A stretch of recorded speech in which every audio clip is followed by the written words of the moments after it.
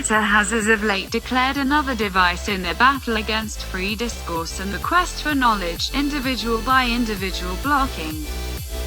The new setting will permit clients to choose who can and can't answer to their tweets. Facebook is currently adding notices to specific presence on caution individuals that they may contain bogus data. Also, Instagram is erasing posts that may make offense a few people.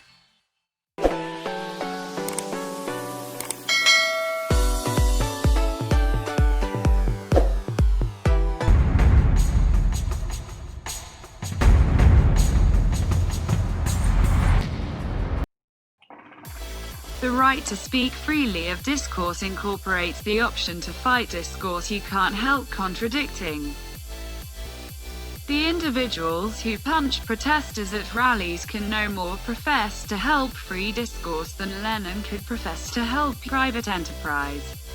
However, there's practicing your vote-based option to dissent, and afterward utilizing option to totally close down the perspectives you're challenging.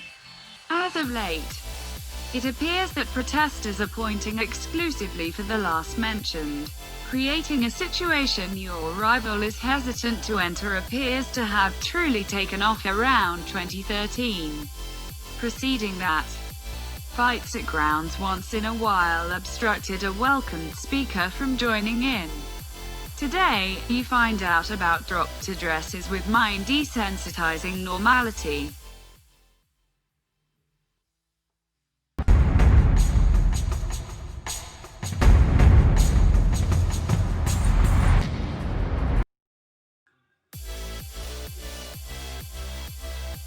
The men behind the curtain at Google have decided to save us from ourselves and suppress conspiracy theories and other content they dislike. Their reason is that they are preventing us from being misled. That certainly brings to mind an incredibly wise quote by T.S. The motivation of Google can seem to be from virtuous beginnings.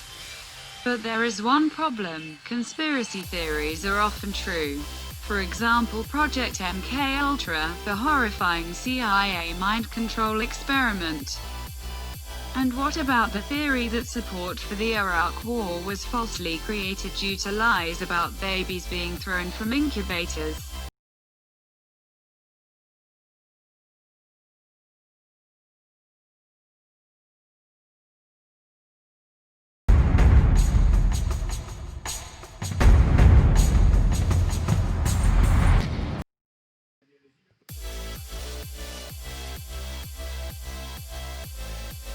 Over the most recent 3 decades, we have given over the curation of the abundance of human information to an organization that had the saying, "Don't be detestable," until 2018, when it unobtrusively positioned it in the last sentence of its implicit rules, presently only a reconsideration.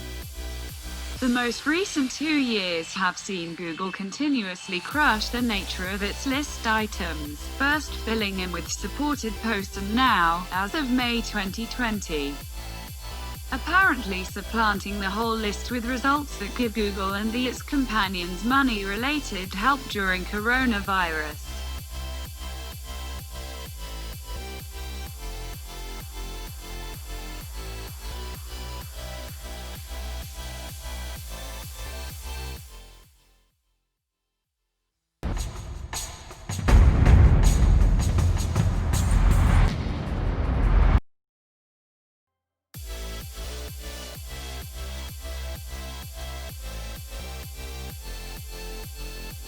Recollect the anchored Bibles from the last dark ages.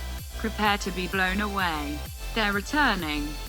As Google has started what is by all accounts its last surge against little and medium data sites and YouTubers, more data is either vanishing or is being bolted behind paywalls and membership models. This is something we talked about for Listverse before.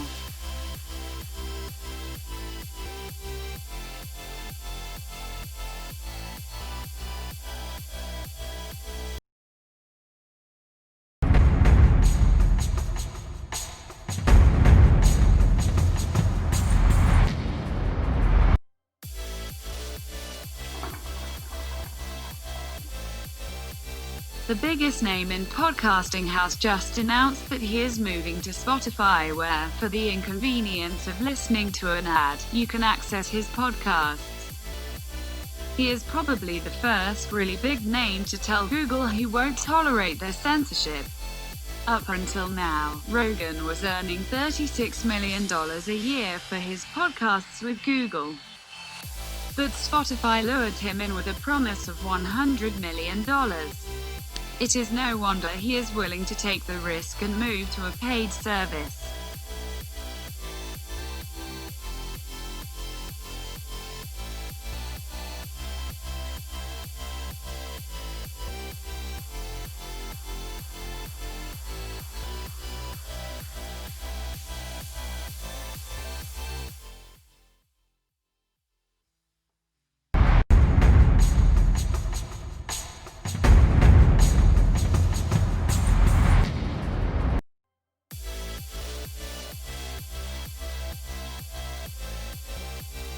The Wayback Machine or Internet Archive is an amazing site with snapshots of most parts of the World Wide Web going back decades. It has, on many occasions, been used to reveal deceptive editing from the mainstream media, but unfortunately it has now taken a dangerous turn down the dark road of censorship.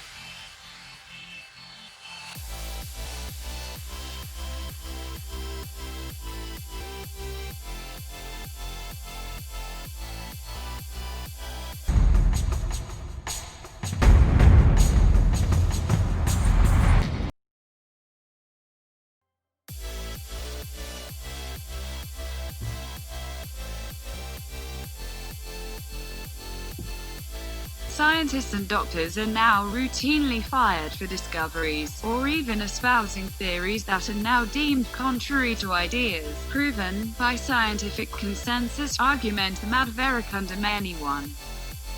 The fear of causing offense, or worse, causing offense to those with very loud social media presences, is largely behind this dreadful situation. Scientists should not be stifled, and it doesn't matter how offensive their discoveries or views, they should be put out in the fresh air for debate. If we are not allowed to argue against ideas, how can we truly show them to be wrong, or to prove their opposite to be true?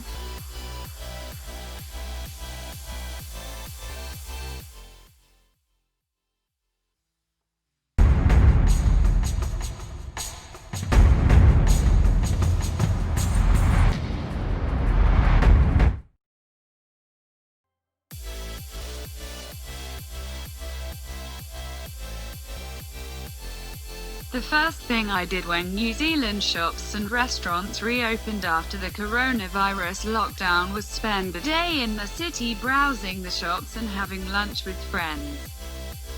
Under the new precautions that allow us to keep everything open, some shops have to limit the total number of customers inside their stores at any given time. This has led to queues outside many of our basic shops, queues the likes of which one normally would only see in communist or socialist nations.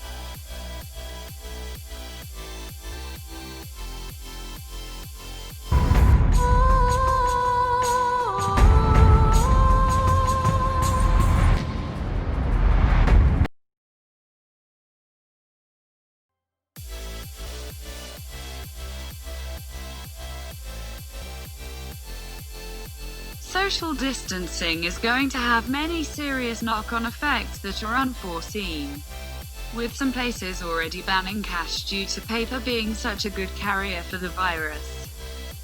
It is plausible to think that institutions of human knowledge such as libraries and, to a lesser degree, museums, may eventually also be shuttered in the name of public safety. This would be partially manageable if it weren't for the fact that the rest of the items on this list are also occurring at the same time.